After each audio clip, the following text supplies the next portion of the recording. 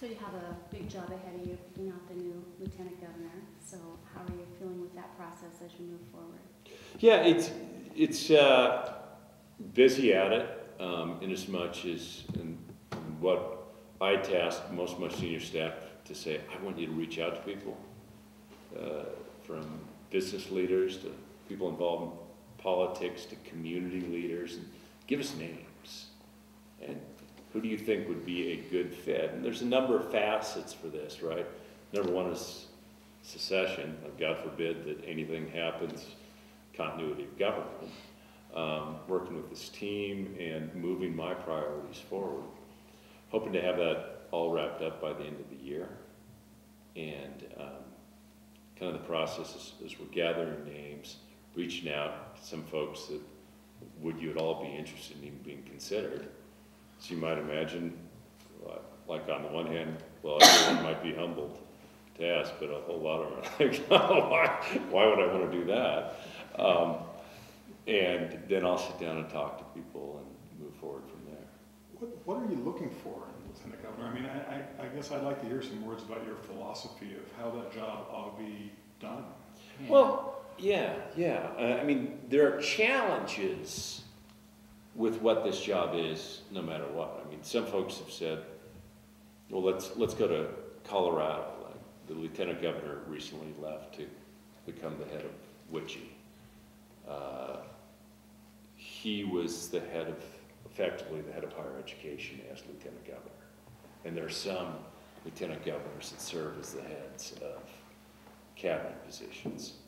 In Montana, we can't do that. I mean, our Constitution basically says, can serve in no other public office, and other cabinet position would certainly be viewed as that. So what I'm looking for is, A, being able to fulfill first the constitutional mandate that if, God forbid, something does happen to me, that could step in and assume this role. Now, I assume that everybody that's got to sit in, fortunate enough to, 24th governor, like when they come in, even if they think they're fully qualified, there's a whole lot of stuff that comes in this desk that I'm not sure anybody can always be fully qualified to do this. But then also to work on our initiatives and work as part of the overall team as we try to advance the state. So is the difference in who defines what the initiatives are? Or, I mean, I guess I'm still curious to know how things broke down so severely with you and Lieutenant Governor McLean. I know one source told me that she had come to that person a few months ago asking advice on how to manage a difficult situation, primarily with your staff. And the advice was cultivate a personal relationship with the governor. So I'm curious to know, do you feel that effort was made, what advice followed, and whether it was or wasn't, why didn't that work? Why were you not able to have a good personal relationship? Yeah, I think that, and it's certainly it's been reported about quite a bit this week, and even sat down some with Holly this week as well, that in many respects, it wasn't that good a fit. Now that doesn't, she's a very capable person, I think she'll do well, but I think it was this kind of ground that's been covered. Well, I'm looking for more. I mean, I guess I'm just curious to know where did it break down? Where do you see it really, where did the relationship break down? I think that, had reported out and had good conversations, and you can read the articles, and as much as in some respects this happens often in business and other places, and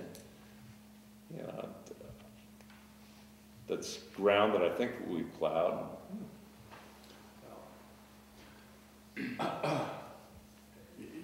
There's a gap there. There's obviously a gap between her account of what took place and the fact that you felt her frustration was disruptive.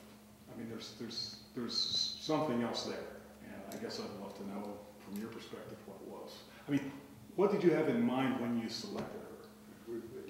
Why did you pick Lieutenant Governor McLean? For me, the same skills that she has, I think, can be very effective in education. helping things along there.